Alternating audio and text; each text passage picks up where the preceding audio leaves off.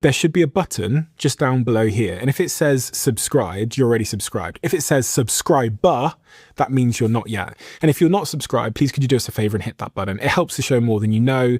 And according to the algorithm, you're someone that watches our show, but you haven't yet hit that button. Thank you so much. We didn't mention this thing here, actually. So I probably should talk about it because people are talking about it a lot right now, which is Bitcoin. Or Bitcoin. Mm-hmm. What's your perspective on Bitcoin? I know the market in Bitcoin is down at the moment. I have about 1% of my portfolio in Bitcoin because there's different kinds of money. And the money that you can't print, that's one kind.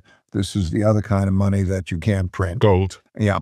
You cannot crack it with technology. You can hold it. You own it. There's a saying that it's the only financial asset that is not somebody else's liability. Somebody has to give you something for it. It has that.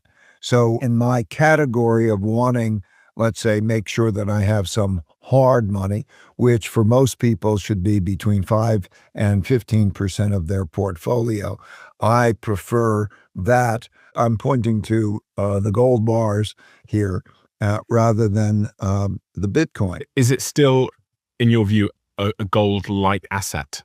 Yes, it's a type of money that can't be printed, but there are technologies that can hurt it. In other words, if there's quantum computing and it can be monitored by governments and so on, it could be taxed.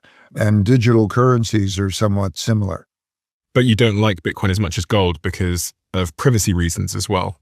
And when the governments say, I don't want it, they have the power, therefore, to do whatever they want with it. And central banks will not own any significant amount of that because of the reason I said. They want their transactions to be private and in their control. Think about how different it would be for Russia. Okay, they confiscated these kind of other assets. They didn't get these. Gold. Okay, gold. And so what you're seeing, even particularly in this time of conflict, is that there's a sense that if I'm holding this, others won't get it. You mentioned a second ago the impact you think AI is going to have on the economy broadly, but also, again, to real people's lives. There's lots of debate. I mean, there's been a debate over the last 10 years or so within the world of AI. You had the big AI CEOs originally saying that AI would cause job disruption. And that, you've even had some of the CEOs more recently saying work will become optional in a world of superintelligence. At the same time, we have robotics coming over the horizon. So you've got this sort of convergence of intelligence and then, I don't know, you could think of it like muscles, like physical muscles or ability. At the same time, we're seeing AI accelerate in its capabilities. What does this mean for the average person and their job? And who's going to benefit from this AI revolution in your point of view? It means that you will either be cutting edge and capable, and among that top fraction of a percent down to 10% of the population who is cutting edge and using it and accelerating, or you will, if you're in a thinking job, be at risk of being replaced. We're coming into a world where we can automate everything.